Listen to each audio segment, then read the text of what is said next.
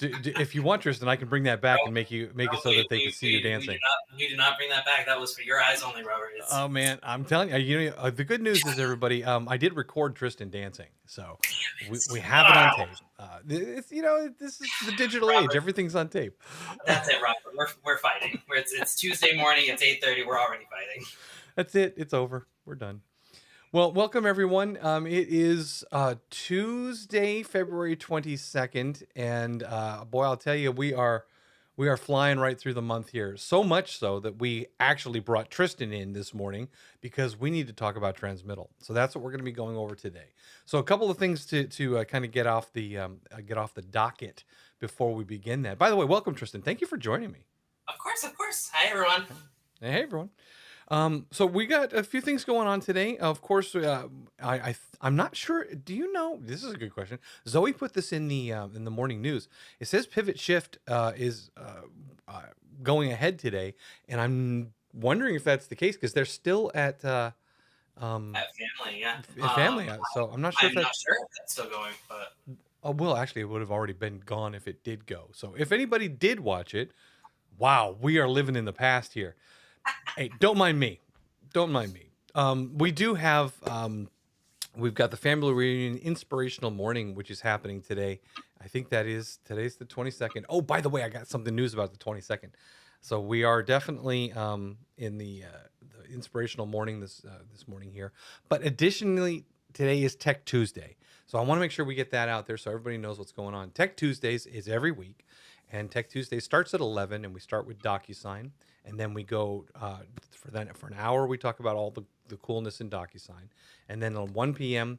we come back and we talk about Command 101. So if you have any questions or you're thinking about learning Command, which you should be, we're going to be doing that at 1 o'clock. And then at 3 o'clock, we did the Command 301, which is kind of an intermediate course where we just bounce around from topic to topic. So if you guys would like to join that, I would love to have you. You can watch it on Facebook. You can watch it on YouTube live. You can both of those are live. And you can also join me live in the kwtechtv.com Zoom room. And all of that is in the morning news that Zoe puts out each morning. So we have absolutely have stuff for you to do today. Lots going on. So let's get right into it. It is the end of the month. We're coming up. It's the 22nd. It's 2/22/22. All right. And on top of that, we have at 2:22 and 22 seconds this morning, the whole thing lined up. So at 2:22, 22 seconds on 2/22/22, today was an amazing day for that. And just for that 1 second, that was just it. for that, literally for that 1 second. And on Reddit already this morning, there were people posting on Reddit their pictures of 2:22 and 22 seconds on the 22nd. And what was funny about it was there's this one guy, his battery power on his phone was 22%. Stop it. Yeah, I'm like that. It's literally like once in a lifetime that all lines up. Now there's a bunch of these days that all lined up, but here is the one thing that I found the most interesting about the date. If you take the date, it's a palindrome, so forward and backwards. But here's the thing about twos: if you turn it upside down, it's also reads correctly. So there was a name for that. I forget the name of it. But so if Steve Barkdale is watching, he probably knows the name of that thing. But it's the strangest set of dates and circumstances. So today's the 22nd, and that's a good number for Tim. Tim likes the number 22, as we know. So let's talk about the fact that we're at the 22nd, and there's only 28 days in February. What does that mean for you, Tristan? It means that I start hyperventilating into a paper bag yesterday. Wow. It just means instant. Real quick. No, so it means transmittal is coming up. So Kaylee and I are obviously already like, wow, where did the month go? Which means that we need to get cracking and start doing some closings. It means that we need all of your closings from February to come to us as soon as possible. Especially those that are happening on the 28th, because the 28th is a Monday. Please get those to us no later than March 2nd. it's really important that that happens, especially if your anniversary date is March 1st. So if you joined KWCLM or KW if you transferred from another one in February, any day in February, any year, your anniversary is March 1st. If you are capped and you have a transaction at the end of February and I don't get it until after March 2nd at 9 a.m., that will more than likely not go on your cap for this year and you won't get 100% of your monies. Ooh, Super important. Super important. And it's not super because we're important. mean, it's because we Math. have other things to do for transmittal. Hey. And, and if we don't start at a certain time, it takes us hours to actually transmit after we like compile all of the closing data because there's other stuff that we have to check and balance. So we do have to cut off closings sooner rather than later, just to make sure that we get all the data in. So when So you guys please, do the transmittals, now this is just educate the masses out here. Do you guys like put a form or a packet together and transmit it one thing, or do you have to like do multiple sends to multiple places? so it's one send, but it's multiple documents, it's multiple spreadsheets, it's expenses for the market center, it's income for the market center, it's all of the closings, it's everybody's royalties and what was taken out for royalties and what needs to go to KWRI. There are so many moving pieces. So it's a lot. It's a lot of data that Sounds goes. like it might be a little bit of work, which is why you guys tend to freak out. Yeah. Why You know, we I freak think out is why we put big signs on our doors that say "Go away, we love you, but we're in transmittal." And we don't do it because we're mean. We do it because well, I we get distracted easily. It's why we don't have windows anymore. So don't feed the animals anymore. Don't feed we'll the feed the animals. MCAs. Don't. Well, I'm so glad that you, both of you, are now in isolated areas. I know you're in your cages basically, so you both have little cages over there, and I think that's great because it allows you guys to close the door and kind of like say, all right, we're just we're occupado, and that's great because I know that with the amount of people that we have, the amount of focus that it must take to make sure that it's right. We appreciate you. Everyone clearly appreciates you because you guys make this whole thing that you're the gear that makes this turn. So we will all appreciate you. I And appreciate that. No, we love doing what we do. well, that's the thing too is what you guys are doing is literally making the gears turn, and we all need as the agents within our market center, we all need to appreciate that, and we also need to respect the needs to make sure that those gears keep turning. So the importance of getting your information into the MCAs on time and getting things cleared and squared away, it really translates directly back to the agent. If this is done right on your behalf, then everything comes back to you correctly on your behalf. So And it it's also makes it a lot faster for that to mm-hmm, happen too. mm-hmm, We find that a lot of the times, if say I pull in a commissions tab and it's wrong, I may have already processed it because I tend to do them as quickly as I can. Um, I may have already processed it, but for me to go back and correct a DA if I can, mm-hmm, because if we've already transmitted, it's a lot harder. mm-hmm. But if it's in that current month, it takes time because I essentially need to delete the deposit in the accounting program, delete all the checks in the accounting program, go into the processing program, delete everything in there, edit stuff, and then resave and upload all of that. So So a normal DA takes me 5 to 8 minutes. An adjustment going in and adjusting a DA takes about double that. how many of those are you doing a month? We used to do a lot more. We put in a lot of um, things for people who had larger teams that we were seeing it a lot, just because they're juggling a lot. Um, but it's also been a lot of learning of kind of what to expect from certain people. So we do try to reach out if we're like, hey, this doesn't look right. It looks like we're missing something. Sometimes we miss stuff. We're human. So, okay, so the big question to make your life easier, to speed up the process, what are the top two or three, or if you feel that you need to expand the list, what are the biggest issues that you face when commission sheets come to you? What is like the number one problem, and what can we do to fix that? The number one problem is hitting the submit button. That is, I'm. It's Wait, no, everyone's hitting it everyone's or gonna, not hitting it? everyone is going to laugh and they are going to be like, "Stop it!" I'm like, "No, that is literally the largest problem that I see when I am processing stuff. Is that people will go in, they will fill out their commissions tab, and ultimately, I'm fine with you guys hitting submit literally whenever. I understand that right now, when you hit submit, if you need to make edits later, say the price changes, so your commission changes, get it. If you hit submit, you can't edit it right away. You have to email us so that we can send it back to you so you can edit it. So some people hold off from submitting it until they're closed. All right, makes sense. Go in and hit that submit button. Go in and do it, because I can't pull it through if it's not submitted. So they're forgetting to hit it, or they're just hitting it so late in the game that it rolls over to the next month. What is it? Are they forgetting? Are they just not doing it? I have no idea. It is one way or another.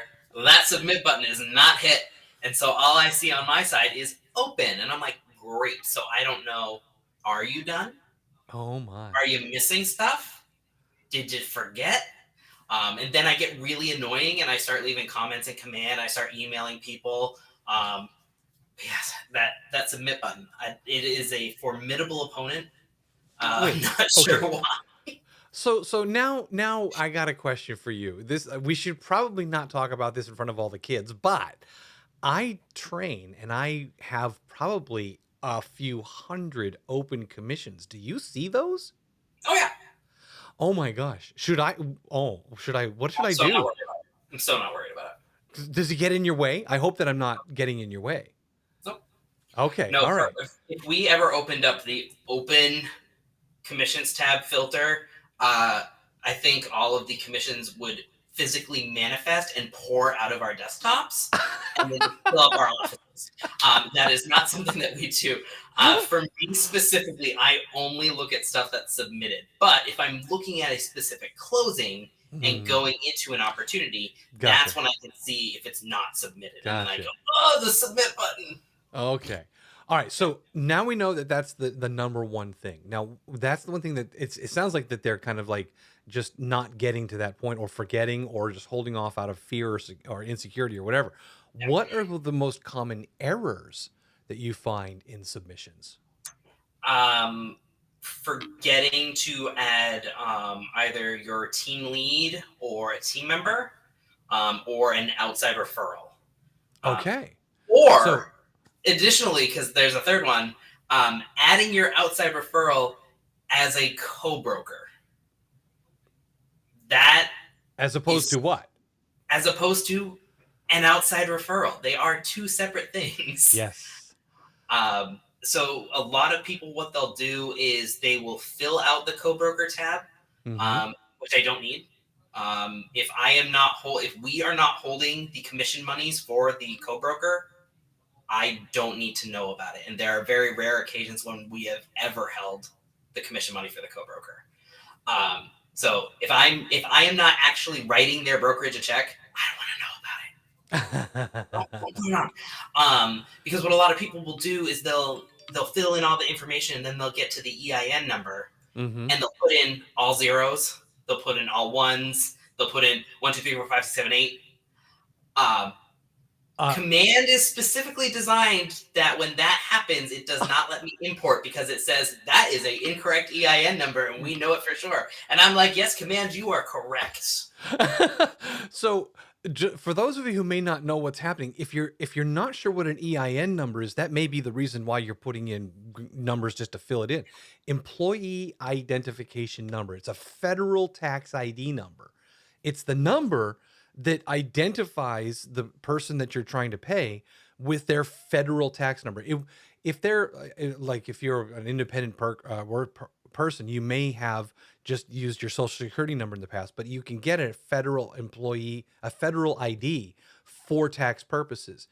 If that all sounds like Greek to you, we need to have a conversation, because if you're not sure what that number means, and you're putting in numbers just because you're filling it in. Either you just don't know the number or you literally don't know what it means. Let us help you. Let us help you understand what that means so that there are no delays. So that's a critical component. So that's a big one. And it's great that you're flagged on that. Oh yeah. Oh, and it's not that I can get around it. Mhm. It's my processing system, Winmore. It literally says, "Nope, this is wrong," and it stops me right there. I cannot overwrite it. We cannot go into your commissions tab and edit things.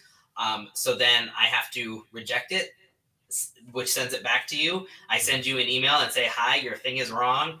I will help you with as much information as I can. So if it's like a referral company like OpCity or something like that, I have their EIN number. Mm-hmm.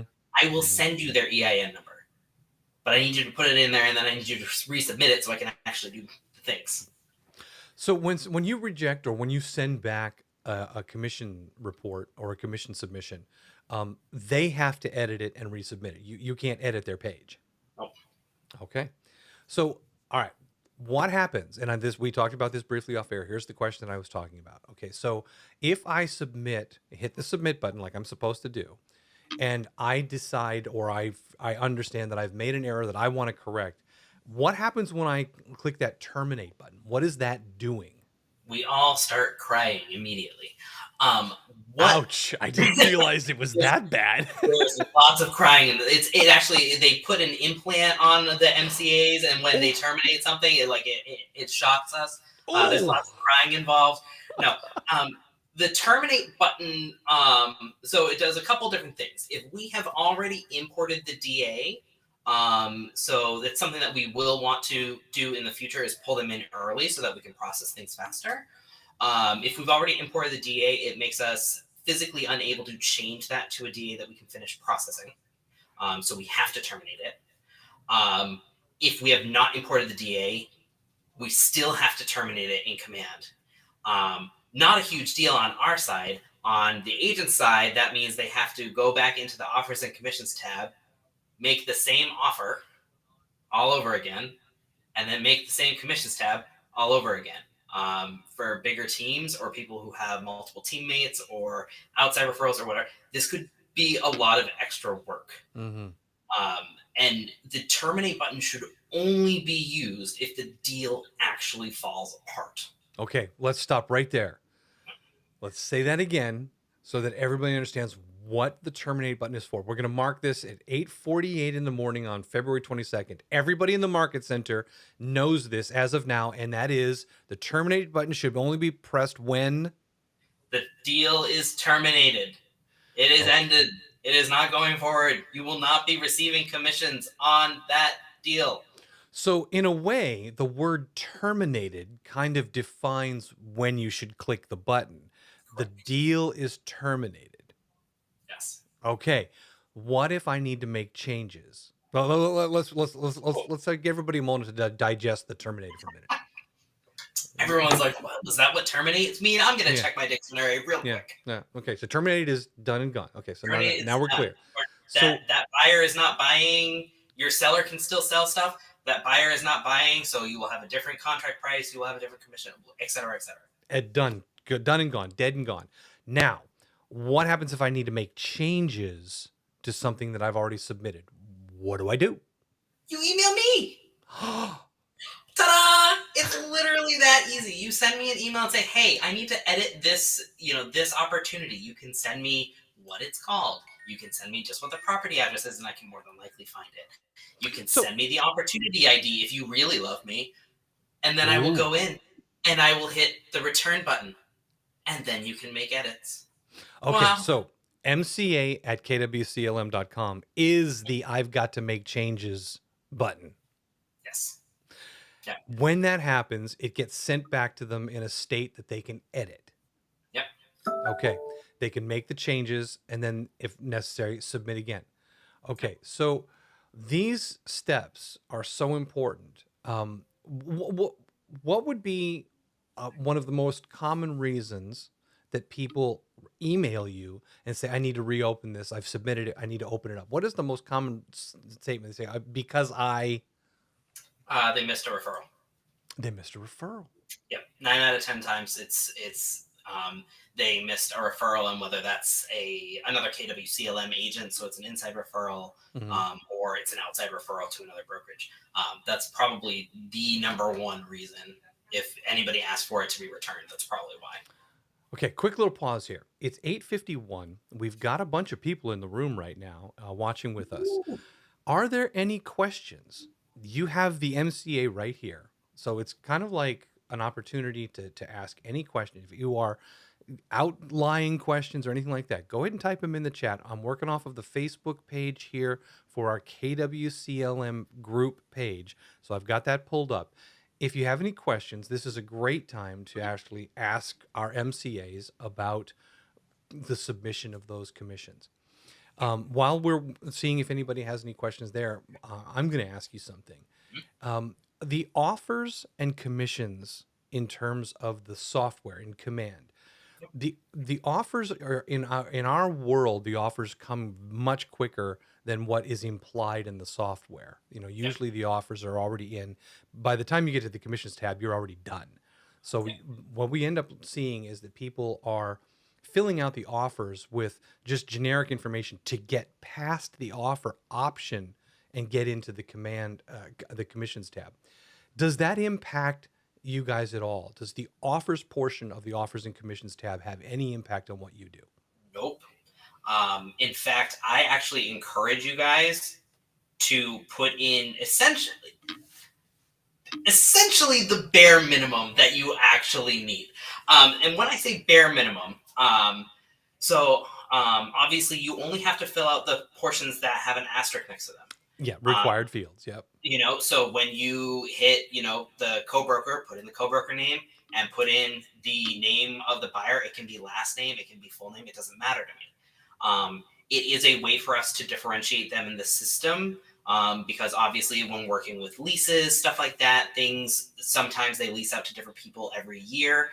So if I've got 98, 86 Main Streets, it's helpful for me to know if you're looking for the buyer Smith who purchased 86 Main Street, because then I can look through and go, okay, 86 Main Street, Smith, got it. Okay, know where we are. But for when you get to the price section and it has you go, okay, what's the contract price and how much is cash, is how much in finances, that it's there for you if you are going to be using commissions to show it to your seller. Mm-hmm. Command is built so that you essentially can put in all of your offers into Command, and then you go and hit like compare offers, and it Mm-hmm. creates a little table for your sellers if they've never sold a house before, Mm-hmm. and it breaks it down into simple speak, because these people don't look at purchases and sales every day, so they don't Right. know what they're supposed to be looking at. And when you look at a document that big, it's huge, and all the text is this big. Yeah. So you can miss a lot. So it's really easy for you to go, okay, well, this is the price and they're financing this, and this is why that's bad, and here are my pros and my cons for Mm-hmm. what this is. But if you're not using Command at that level, don't do it. Don't do Put it. it in as cash. Yeah. Don't do the math. Don't make it harder. I still have to go in on my end and change stuff anyway. So like it doesn't matter to me. Just make sure that the price matches. The price. Yeah. Okay, so when we're talking about offers and the commissions tab, you don't need to focus on what's in the offer side as much, because if you're not using the offer tools and the offer, like Tristan is saying, is you can generate a nice looking offer in Command, but we find that most of the time people are past that point in the deal when they're getting to the commissions, and they don't need the offer portion. They just have to go through it. So minimal information just to make it happen. If you are using Command's offer tool, reach out to me, because I will show you how to make that offer look awesome so that you can present it to your seller as in, here are the offers that we've received. Tristan, you said something a moment ago, and I want to go back to it. You said that when you're looking for the deals inside of Command and you're trying to find and look up information, it's helpful to have the name of the person and the address in the opportunity name, correct? So for command specifically, it's more helpful just if the address is the opportunity name. Well, the In our opportunity name, program, there's a section that has like the address, and then in the same line it has who it is that bought it. So in our program, that's helpful for us to have the buyer name. But the buyer name will import from the required fields on your offers. right. But if it's just in command, then please just do the address. It's really hard for us to find it for buyers' names. Compliance gets notified when they have documents, but we don't get notified when stuff has been submitted. So it may be easier for them to find stuff, but it's really hard on our end. Well, I know that in compliance, one of the things that they need is I call it the who, what, where. And the name of the opportunity is automatically generated. Two parts of the name of the opportunity are automatically generated when you create the opportunity, the who and the what. So the name of the person on the contract, the primary person on the contract, and the type of opportunity, listing, buying, rental, whatever. And we add in the address. So we have the address in the opportunity name. So at the end of the day, with that information, it helps everybody find what they're looking for. Especially if you do have two addresses, maybe it's a unit number, unit 1 and unit 2, and they're different people. Now you can identify which person is in which unit. So It it also really helps. Oh, sorry. It no, also go ahead. helps if because sometimes I get commission checks and no one and the agent on the transaction hasn't submitted anything to compliance yet. So for me, when I get that check, I do try to figure out what transaction it's for and who it's for. So if your opportunity is just named, Tom Smith buyer, I'm never gonna find it. Yeah, we gotta have the address Never has got to be in the name. It's got to be there because otherwise I just sit on your check for forever and ever and ever. It's like Alice a chicken, but the egg never hatches ever. It's terrible. So Alice has got an interesting question here. She says, I always get confused when I'm co-broking with a KW agent outside of our office. She's asking the question, do I calculate that co-broke agent's commission and the EIN number? So is she supposed to calculate that number for everybody? No. Okay, So your commissions tab should just be your side of that transaction, period. So essentially your check that you get from closing should match what is on your commissions tab. So if you're the list agent and your commission is 6%, but you gave 3% to the buyer's agent, I only want to see the 3% that KWCLM was handed on your commissions tab. I care about you guys. I do not care about anybody else at any other brokerage. So for your side only, that is what I need to know. If it's a KWCLM agent on the other side, I only need your side. They will do their side. I only need yours. So that's I think that's important for everybody to understand is at this market center, for whenever you're dealing with transactions, you need to know what you're going to pay your agent. So we need the information about paying you, the agent, you on the deal. The rest of it is handled by the other agents. There you go.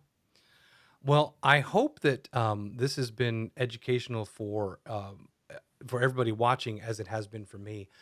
I don't think we spend enough time fully understanding the scope of what you guys at the MCA's office do, because literally it's the gears that make this whole thing work. And I think that we should have you on more often. I think that we should have you guys should come back more often and talk about this. I don't think we should do it at the end of the month so much. What, you don't like it when I say that I've been breathing into a paper bag for the past 24 hours? I don't know what you're talking about. I guess I'm just worried about you. It's fine. There's lots of hyperventilating. There's some chain smoking. There's day drinking. It's a grand old time. We do not do any of that. I was going to say that makes the whole system work. So the funny part of that joke is that Tristan and Kaylee do not do any of that. So none of it. That's the funny part. Tristan does not drink. That's why the joke is funny. Like, Well, listen, it's 9 o'clock. We're gonna cut you guys loose. We got a big day ahead. Tristan, I sincerely can't thank you enough for coming on to join us this morning. We're in the middle of family reunion, and when we were looking for topics to talk about, this was one of the big topics. And I think that I'm gonna knock Timmy on the head there and say, hey, let's do this a little more often, because it's incredibly valuable information, and we don't get enough of it, and we're not kind of kept in the loop, or not that we're not in the loop, but we're not reminded of the importance of the things that we need to do enough. So thank you very much, everybody out there. You have an awesome day, and we're going to catch you guys at 8:30 tomorrow morning. I guess today's the big golf tournament, so the family reunion is going to be winding down today. I think you can probably start to see people coming back from FR, and go easy on them. They probably had a rough weekend. So that's it. Take care, you guys. bye guys.